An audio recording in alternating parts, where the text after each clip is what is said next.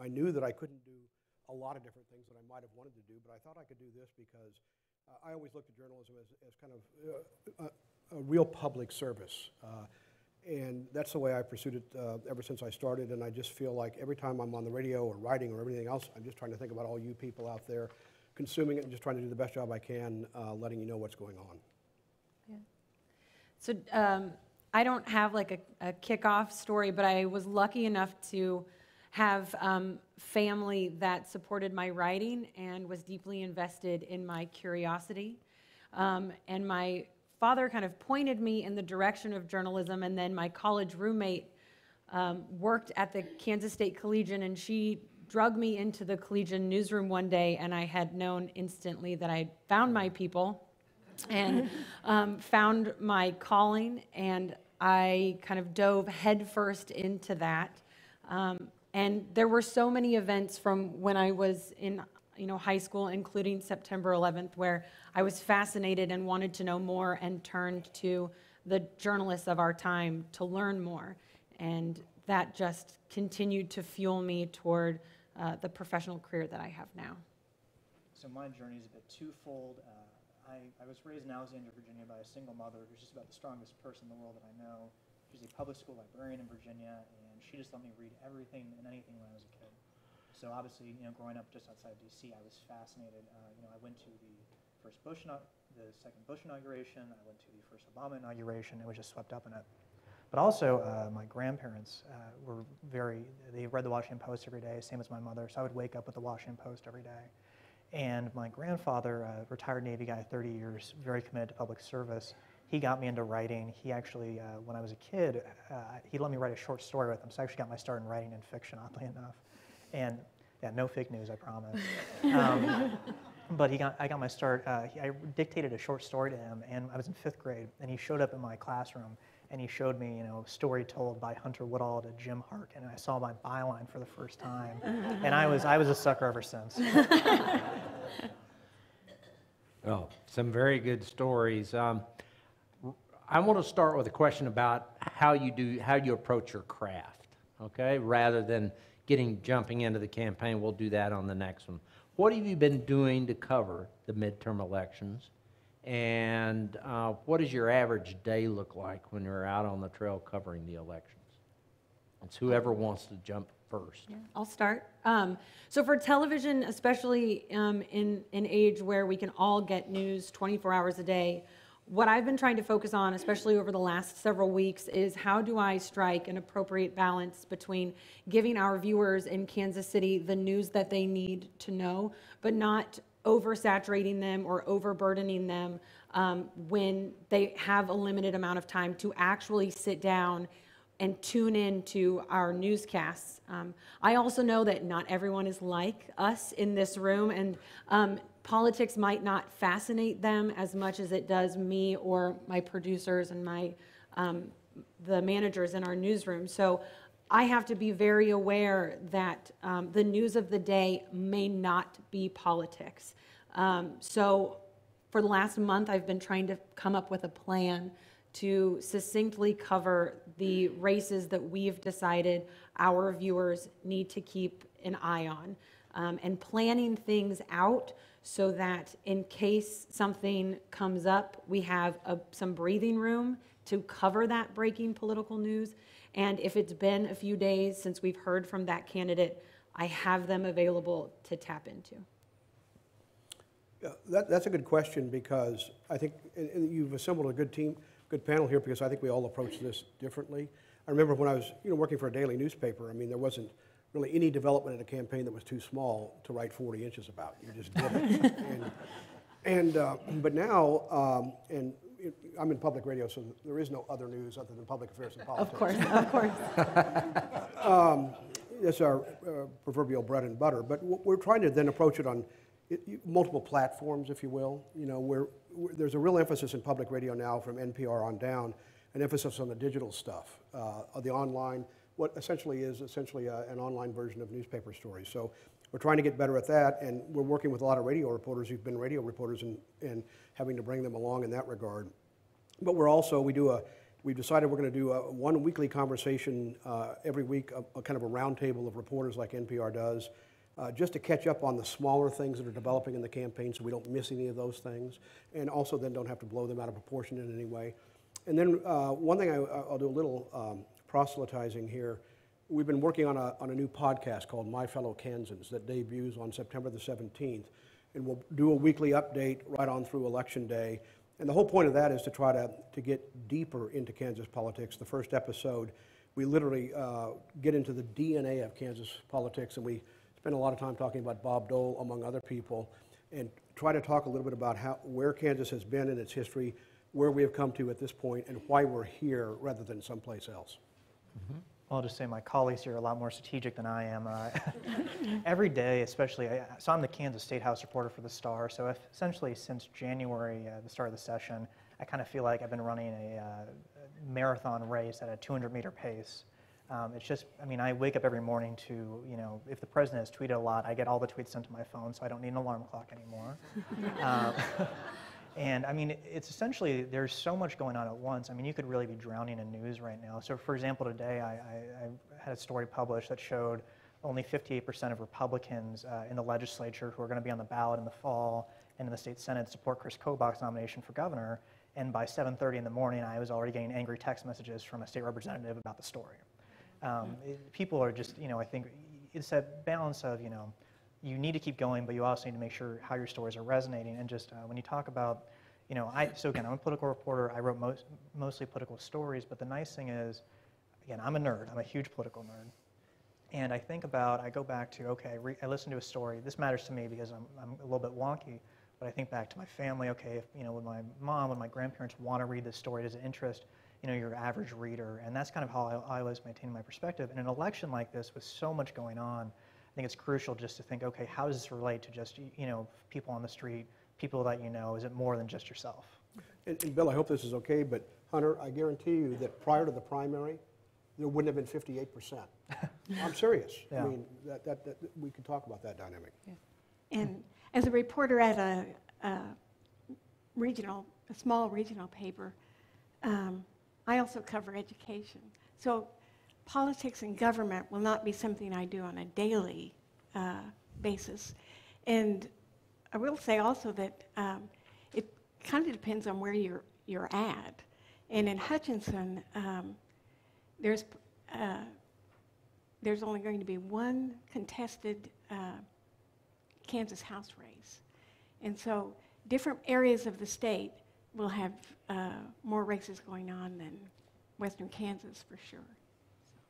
Okay. I'd like all of you to comment on what you think some of the key state issues are, you know, in the gubernatorial race, but also the legislative races. So, you know, I covered the first gubernatorial debate last Wednesday in Overland Park. Obviously, there was a state fair debate on Saturday. It was interesting. There's kind of been, in the governor's race, a relitigation of the Sam Brownback tax cuts. Is Chris Kobach, he wants to roll back the 2017 tax increase, you know, that essentially ended Brownback's tax cuts. He also wants to,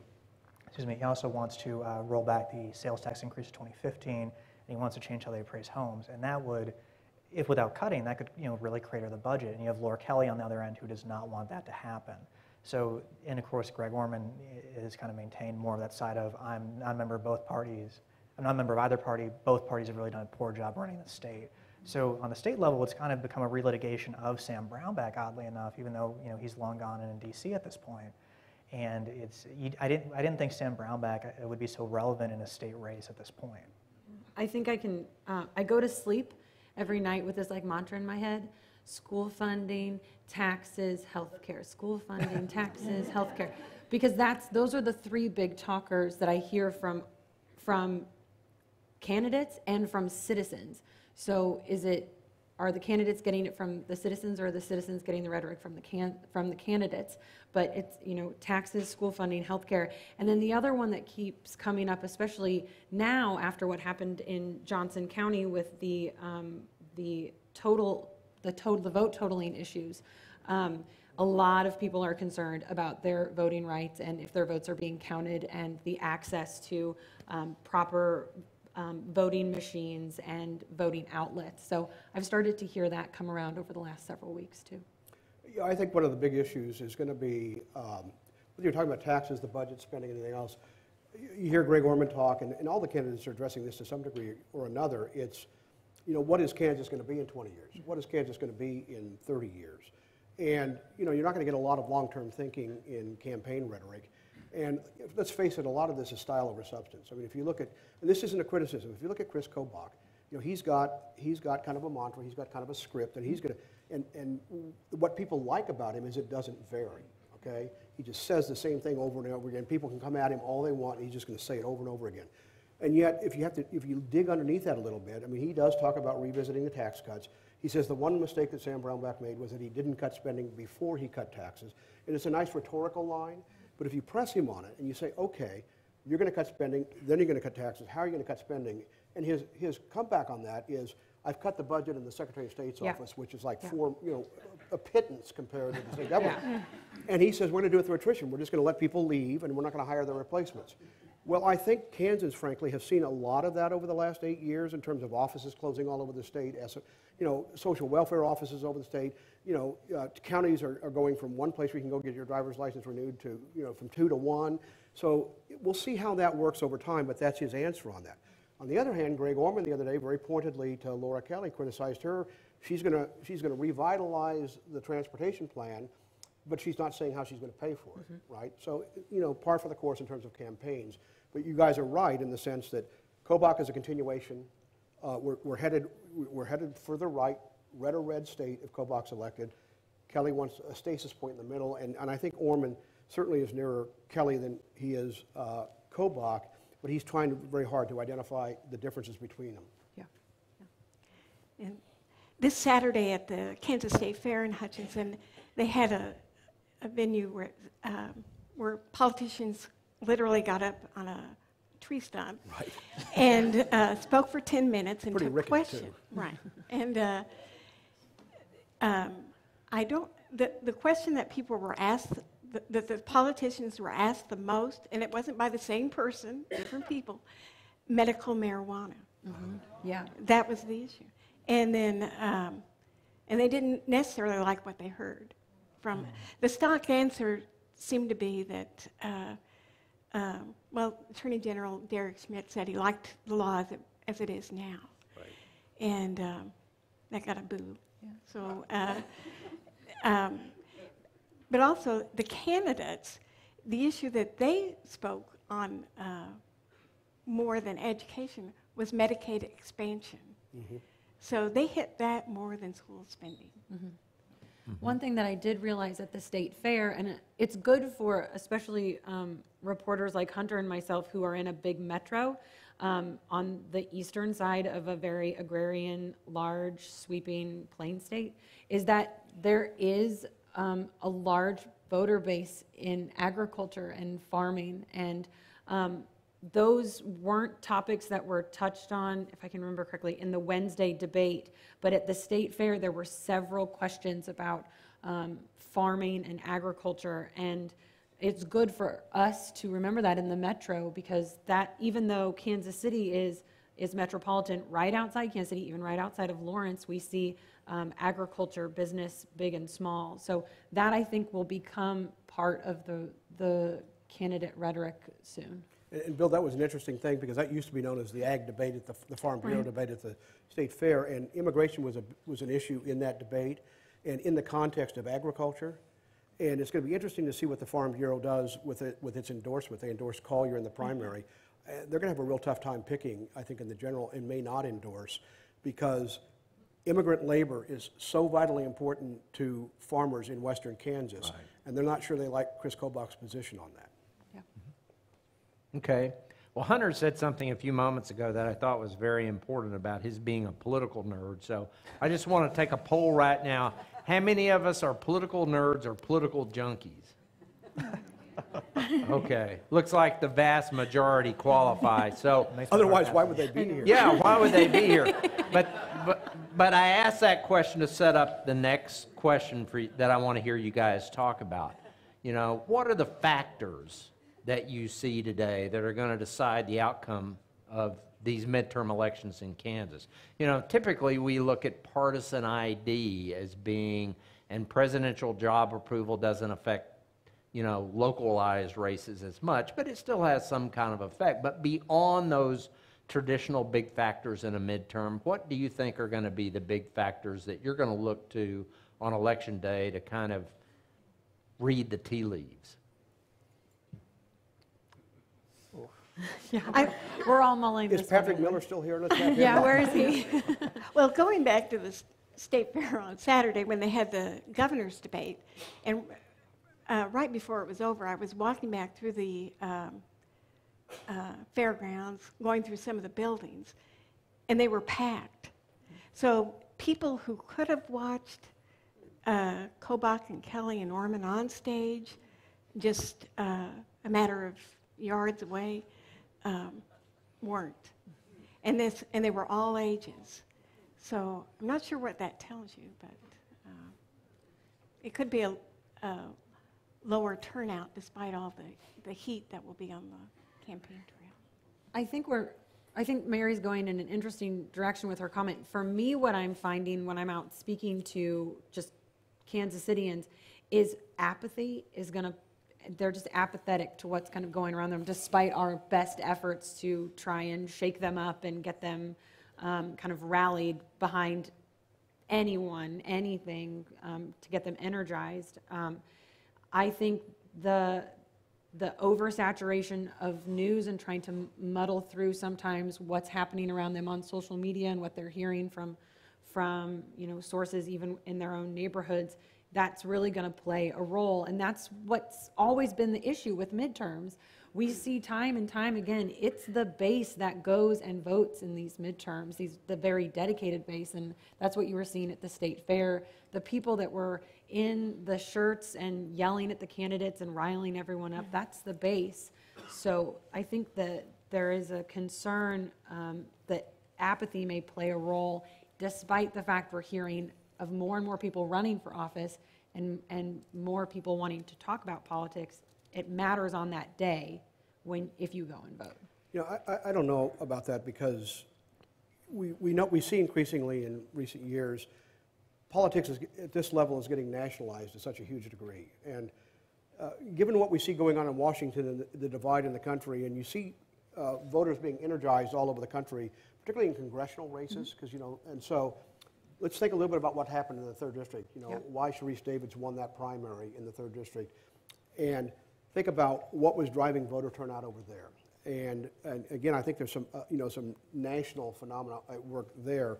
And so I think that there's energy at that level in terms of particularly those congressional races. The 2nd District race I think is going to be fascinating. I do too. Paul Davis, who won that district in the race that he lost to Sam Brownback, even though Trump carried it significantly. And you have the 3rd District, which Hillary Clinton won by a mere percentage point, 1%. right? And so I think that there's a great deal of interest in those races. And then the question is, I think in the governor's race, Kobach has a solid base, there's no doubt about that. And he's going to retain that base much in the same way that President Trump retains his base. And the question then is, I think the big question to answer in this race, because we have that 3rd candidate, Greg Orman, he is a very comfortable point for a moderate Republican to end up. He's a refuge for moderate Republicans who can't bring themselves to vote for a Democrat. You have plenty of people out there who I think, frankly, fear a Kobach governorship if they're moderate. Well, Jim's thinking way into the future. I was skipping ahead because we all know that's where he's headed. But seriously, I think that there's that kind of fear factor, given what Hunter was talking about, the Brownback legacy. And so what are they going to do? What are those moderate Republicans and the unaffiliated? First of all, can unaffiliated voters, can anybody motivate them to come out? And where are the moderate Republicans going to end up? I think that's the thing to be watching on election night. Well, and I will say, I think it's interesting. I go out and I cover protests, I cover rallies, and I also, a big thing I did in 2016 was, I like going out, obviously, with politicians, lawmakers to events where they're interacting with constituents. Yep. And if people won't let me come out with them, and there was one campaign, a Democrat campaign in the 3rd District, would not let me come out with them and kind of talk to voters with them. So I started going and canvassing. I would knock on doors where there was a sign for Jay Sidey, Kevin Yoder's Democratic challenger, and I would say, why are you supporting Jay Sidey? And more often than not was, well, he's a Democrat. There was nothing about him that they really were voting for. And to me, 2016, in terms of those House races, was very apathetic. when I've covered, even in the early stages, 2018, in the second congressional and the third and the governor's race, I'm not seeing apathy. I mean, I've been covering rallies where I feel like people who have never gotten out are out there, and it seems like they're fighting for their lives almost. I mean, whether it comes to immigration or healthcare. I mean, again, I've only been doing this for about 5 years now, but they are so passionate, and that wasn't something I saw in 16 as much. Now, of course, in the second and the third, there are candidates on both sides. I think there's a lot of passion for those candidates. The governor's race, I mean, Chris Kobach, when you talk to people that support him, they will bash through a wall for him. They adore him, and that's the thing that when you look at Orman and Kelly, do they have that same thing? Because as you saw in 16, somebody's saying, well, I can't vote for this person, so I guess I'll vote for this person. That doesn't really get you elected. But I have the ability, or not the ability, I get the chance to talk to people outside of the political circle when I'm not covering political stories who know that I also cover politics, so they want to talk about it. So I think what both Jim and Hunter are saying is true, that there are more people engaging, but I am just, normal Joe Coffee in line with me at Quick Trip.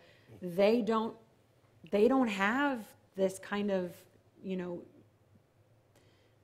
the drive to go out there. They're still trying to figure out what they want to do, and some of them are just like, well, I just kind of want to stay out of it.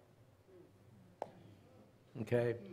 Speak, if all of you would, speak to, and I want to ask a specific question about the Republican Party and then about the third-party candidate that Jim mentioned. The Republican side, how split is the party? Not only just between Collier and Kobach, but also between moderates and conservatives. And how problematic is that for Chris Kobach?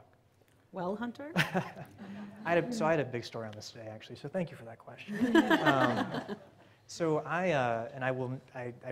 this took way too much work, so I don't know if I'll do it again, but I contacted every sitting GOP lawmaker in the House, in the Kansas House, and then every state senator, did the same for the Democrats, and said, are you going to support your party's nominee? So that was about 140 people I ended up contacting if they hadn't given endorsements yet. And the Democrats were fairly easy. About 94% said they would support Laura Kelly, the Democratic candidate for governor. I believe one wouldn't say, and then two wouldn't get back to me.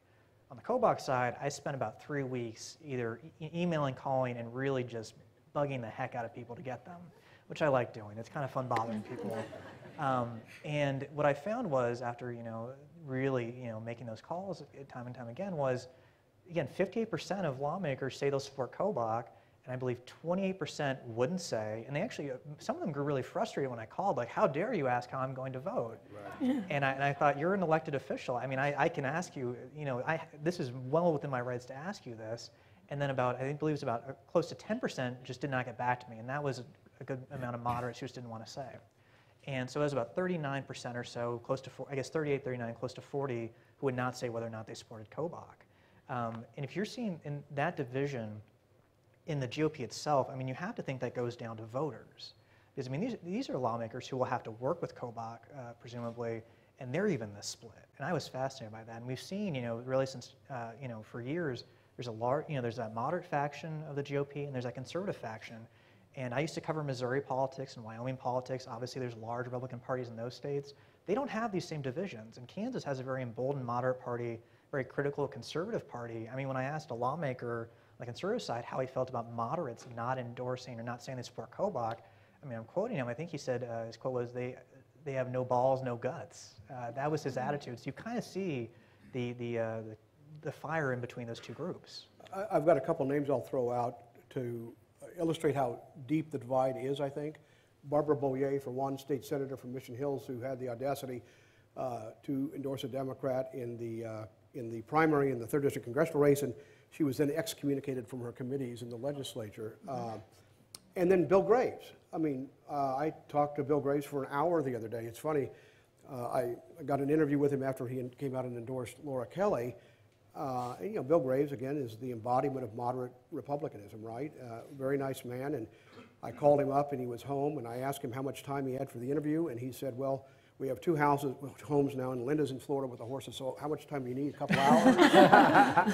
and he couldn't have been nicer, but I got an opportunity to really talk to him, and it was really clear to me in that conversation, you know, what a struggle this was for him to do it, but how deeply he felt about what he was doing, because that split is pronounced. It has been. That tug of war has been going on for 30 years, and it ebbs and flows, but I think the divide is pretty deep right now. And again, that's why I think this Greg Orman candidacy is so important, because I talked to a guy like Ed Flengy. People know who Ed is, you know, and he writes the column, and again, and you know, he doesn't know who he's going to vote for, but we had a conversation about it, and a guy like Greg Orman appeals to him, you know, and I think that's true for a lot of people who just aren't comfortable crossing the partisan line. Well, Hunter made a comment about, are we going to start seeing this divide kind of translate into voters? And I say, I think we're seeing it already. Just look at look at the Republican votes from the primary.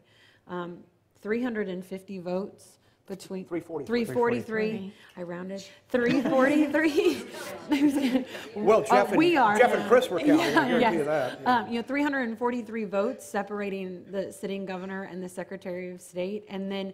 But what fascinates me the most when you want to talk about how the moderates are feeling is when you look at the Ken Selzer and Jim Barnett votes.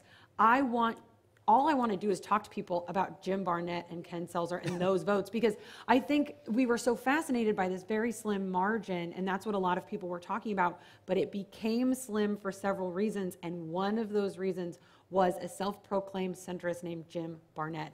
And I think he spoke to a lot of people, and he was palatable to a lot of these moderates that are like, I don't know how I feel about our sitting governor and this firebrand Republican. I like Jim Barnett, and I'm going to put my vote behind him. And I think they are the ones that really show the schism in the Republican Party. 4th episode of the podcast, The Red Pickup Truck. It's all about Jim Barnett and his campaign for governor. Hutchinson had a very fiercely fought Kansas House race between moderate Republican Representative Steve Becker and conservative Republican Paul Wagner. And it ended up being Wagner won by 9 votes. But it got to the point where if you would go to a county Republican Party sponsored debate or meeting, you'd really only see the conservative Republicans there. So it's that the division is there and probably just grows deeper in an election year, but it's long-lasting. And those folks who live in Lawrence know Scott Morgan, who ran for Congress, he ran for Secretary of State. Again, you know, moderate Republican, he's now trying to form a new political party because he just doesn't feel like the Republican Party is home to him anymore. That sets up my next question perfectly, Jim. Thank you. You're welcome. We've had here at the Dole Institute in the last semester, and I hope some of you were able to catch the programs that Jim Jonas led, our discussion groups. Jim is a national strategist who was associated with the Kobach campaign in 2014, and also Reed Galen, who is someone I know real well, who's the son of Rich Galen, who I worked with at the National Republican Congressional Committee on Fred Thompson's presidential campaign in 2008. And they have really devoted, there's an effort out there to build an independent movement now. Right. So this is my question about Greg Orman. Does he have, in your opinion, a legitimate chance to win, or is he a spoiler who's going to make it a three-way race and let Kobach basically win on his base vote? The polls don't suggest that Orman has that strong of a chance, but it's still early. And kind of like you said, the moderate Republicans have to go somewhere, and that might be where they end up. You know, I wish I had obviously I don't have an answer for that question now. He's going to have plenty of money. He looked like he belonged on the stage at the State Fair debate. He wasn't outclassed in any way, shape, or form. I know Patrick Miller's still here, the political scientist. Look at Joyce. I mean, there are a lot of people here who know this stuff better than I do. I think what the conventional wisdom is, Bill, to be pretty clear about it, is if he starts creeping up into the 11, 12, 13, even up to 15% range, that's really bad news for Laura Kelly if he gets that many votes, right? Does he have a path to victory? Most people who study politics and know it well say no. He doesn't have, you can't convince him of that, and that's as it should be. He's running for governor. He's on the line. He's out there campaigning, and he's decided he thinks he can win. A lot of observers, the pundits, do not think he can win, but they think it's very likely, should he catch any support at all and gets up into that 15% range, that could do exactly what you say and tilt the race to Kobach. My answer is very similar to Jim's. I mean, today I was asked twice what I think Greg Orman is going to do in this election, and I just want to see how it's going to play out, because I think that's really the only way we're going to know what a strong independent candidate like Greg Orman would do in a statewide election, because he is a strong candidate. He did give Senator Roberts a tough race, and overlooking that, just looking at him as a third-party candidate, I think is detrimental to the role he's going to play in this election. Well, of course, so you look at 2014, the Democrats, cleared the path for him. They, Right. they essentially, he became the de facto Democratic candidate in a number of ways. I think the key thing here is you have candidates, and I know we've all heard this over the years, that say like, oh, I'm not beholden to one party, I'm my own person, I'm a free thinker, independent thinker. To win a campaign, you really do need that party infrastructure, because you need people to turn out the votes in these counties. Like if you're Greg Orman and John Dole, as lieutenant governor candidate, how are you going to turn out votes in western Kansas? I mean, you have political parties who have spent decades upon decades working on their turnout the vote ways. They know that they have that infrastructure in place, and that's the tough part with an independent. I mean, can you be an independent and just become governor in a state like Kansas? I'm not sure if that's possible, because you almost need this to go from the bottom bar. Like you're winning city council seats, you're doing something like that, building this through the community. That infrastructure isn't there. I mean, if you want to go talk to a local club or something, a local party, meeting, Chris Kobach can just call up that local Republican in that county and say, hey, I want to go speak to them. What does Greg Orman do? And I think that's going to matter come election time, because you can get this much face time, but you need to reach the voters who are actually going to vote. Can Greg Orman do that? I'm not sure. And Hunter, to your point, that's again, there's a difference between an independent candidate, whoops, that was nice. Difference between an independent candidate like Greg Orman and what Scott's trying to do, which is to create that party apparatus behind somebody who's not either a Republican or Democrat. Because he looked at that and didn't think that you could win unless you had that base of support underneath you there. Right. Okay, we're going to get down to the tough questions now. Oh. Could I get the four of you to just share, as of today, understanding that we're still, almost 2 months out from the election, we probably are, how would you handicap the gubernatorial election and the second and third congressional races? How serious are each of them? And, you don't have to say so-and-so's going to win. I'm trying to buy you a little bit of space here, but I don't want to put you too much on the spot, because you're all kind enough to come to the Dole Institute. But give us your thoughts. What are the key factors that are going to decide a race, or in your opinion, or something like that? Well, I'll start. I'm going to beg off the second and the third, because our paper covers 2 congressional districts, the 1st and the 4th. Okay. So I don't. But the congressional race, I think Kobach, no matter what might come out, like when you get closer to the election, the information that might come out damaging about any of the candidates, and I think he's, with his base, he's got a firewall. So he's safe from that. I don't know if Kelly or Orman enjoy that same safety net if something negative were to come out. So you asked us how serious these races were, and so I'm going to kind of point toward that direction, because Jim made a comment earlier, and I think we all know this as people who are tapped into politics, but also as just Kansans and Americans. There's really no pure, true, local-only, state-only elections anymore. There's this massive trickle-down effect from national to state to local, from state to local, from even like local elections, these small city council elections that we're all looking at on these ballots. I think we have to look at each race as a very serious race, because the way the voters take these races is serious, because they will impact their day-to-day lives. I think for me, I will just say the most fascinating race for me outside of the gubernatorial race is this Kansas third race. I'm deeply fascinated by Sharice Davids as a candidate. I'm incredibly curious to see how Kevin Yoder continues. We saw him immediately hit back the day after the election with some advertising against her. And we all kind of, well, I was kind of thinking that it was going to be difficult for him to find another toehold, and he did with that podcast interview she did. So that's the race I'm most fascinated by outside of the gubernatorial race. But I think all of these races are extremely serious, and we have to look at them through that lens.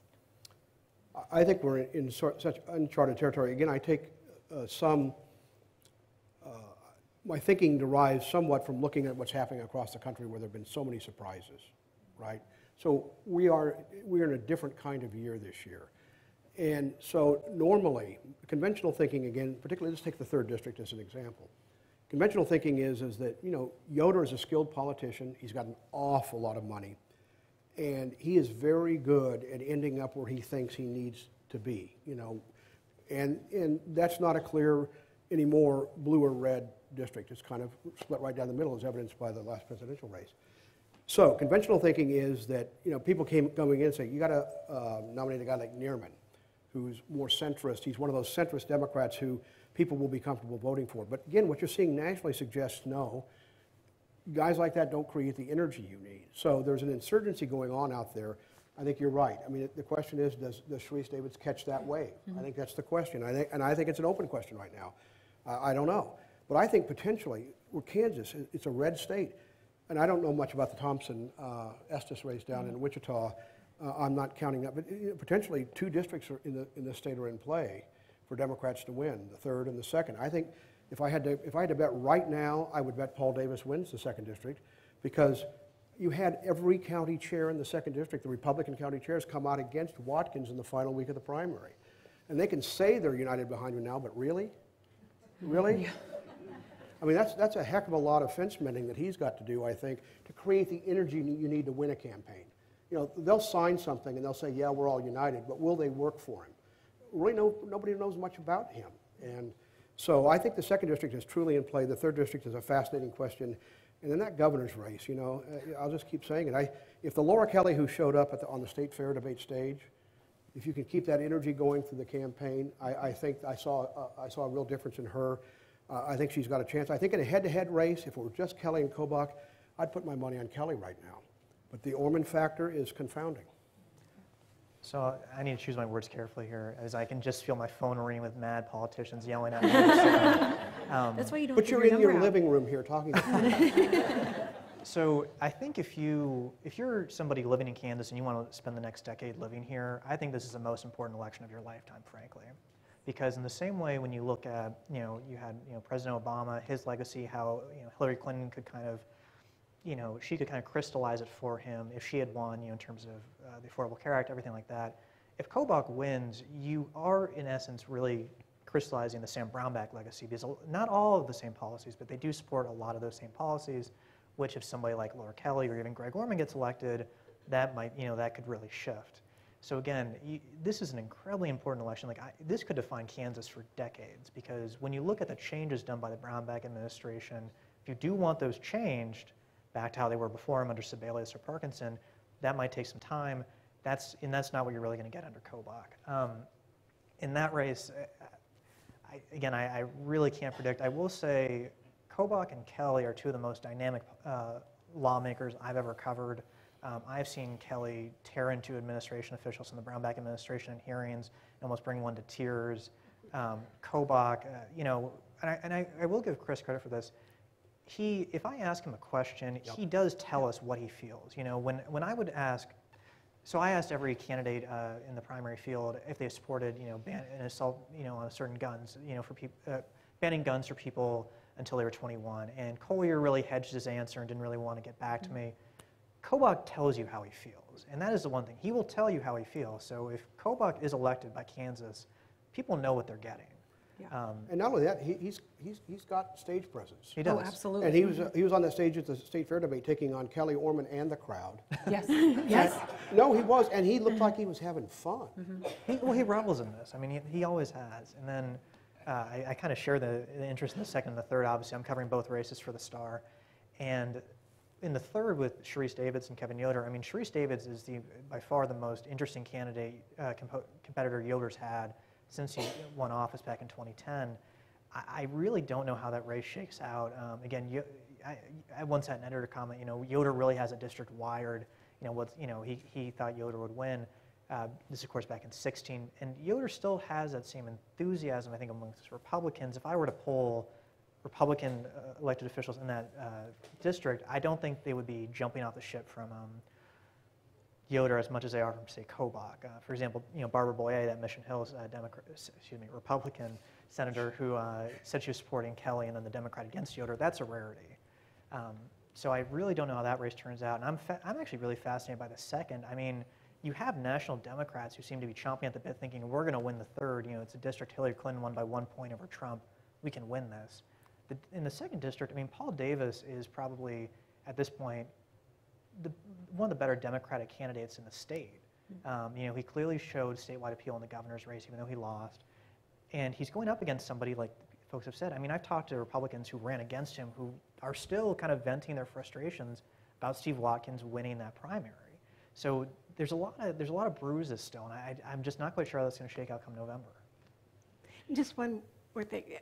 Hunter was talking about the significance of this election in terms of who's elected governor. And from the primary, there's the clear vision now that the next legislature is going to be a little more conservative than the one in office now. So if it's Kobach as governor, you might see a legislature that then becomes defensive, try to counter what he does. Or if it's Kelly, you could see the moderate Republicans and the Democrats who don't currently have a leader in that governor's seat, suddenly they now have a leader who's governor. Okay. We focused tonight on the gubernatorial race and on the second and third congressional race, and I think everybody pretty much agrees that those need to be observed and they're serious. Are there any other statewide or legislative elections that you have covered individually that you find interesting, and why? I'm actually, at 6 o'clock tonight, we ran a piece, and we'll be running one longer in one of our hour-long political specials coming up in October about the Democratic candidate in the 15th district in Olathe. His name is Chris Hallmark, and he's the only deaf candidate in the race. And if he were to be elected, he would be the first deaf representative in the legislature. And I found him deeply fascinating in the way he runs his campaign and how he interacts with people when he's out canvassing. So in Olathe, you cannot canvass during the day, during the week. So he primarily canvasses on the weekends. He does have an interpreter team that he uses at events, but when he goes and door knocks, his interpreter stays at the curb. So it's this man who's trying to convey his message in this very simple, kind of passionate way, trying to just interact with people. And it was really interesting to watch from my perspective to just see how receptive people were. So that, I think, to me is an interesting race just because there's something totally different about it. And if he is elected, not only would he be the first in the legislature, but he would also be the highest elected official who is deaf. There's one more, and they are the mayor of a small town in California. That's what Chris was telling me. So I find that to be really fascinating from a human interest angle. Mm-hmm. Others Well, I think especially interesting Secretary of races? State's race is going to be fascinating because, I mean, Chris Kobach transformed that office. He created he made it into a platform that he gained national attention. And so So excuse, I raised the race with Bam. All I can remember is Bam. His last name is McCullough. McClendon. He's an interesting guy. You know, the tech industry experience and so forth, and he's got some. For instance, one of the things he wants to do is to go back to electing election officers in the state's largest counties versus having them appointed by the Secretary of State, which I think, in the scheme of things, is a really interesting issue to be talking about. And Scott Schwab, of course, a legislator. Longtime legislators running on the Republican side, won the Republican nomination. And I think that's going to be an interesting race given, again, the higher profile of that office since Chris Kobloch occupied it. And then just very generally, I'm not going to cite a specific legislative race, but I think the legislative races in general, for reasons that Mary said, are going to be fascinating to see how much, if any, of a ideological shift we end up with at the end of the day there. There are two districts in Johnson County, Republican districts, that in 2016 Democrats won, and the representatives are Representative Brett Parker and Representative Cindy Holscher. And those are tough seats. Now, the funny thing is, Democrats have often had this problem of, like a thin bench of, kind of rising young stars. Holscher and Parker in this, they were, first-time reps in the 2017, 2018 sessions, really made an impact. And they were very vocal, liberal, proud candidates in districts that really, I would say are more moderate to red. And, they're on the ballot, and Brett Parker's running against the state rep he actually ousted in 16, James Todd. I can't remember off the top of my head who Cindy Holscher's running against, but her district has a little bit of Olathe in it, along with Overland Park. And I'm fascinated to see if these are districts that are starting to become Democratic districts, or if they're going to revert back to that, 2016 or Republican-held districts, because people ran so much against Brown back in 16. This will be an interesting sign of, okay, in a general election, are people, are some of these districts in the suburban area really kind of finally becoming Democratic? Yeah, those will be too. And also in your area, is Steve Becker, is he going to run a write-in campaign? No, I don't believe so. There are two House races that are interesting because the 111th in Hayes and then the 72nd in Newton.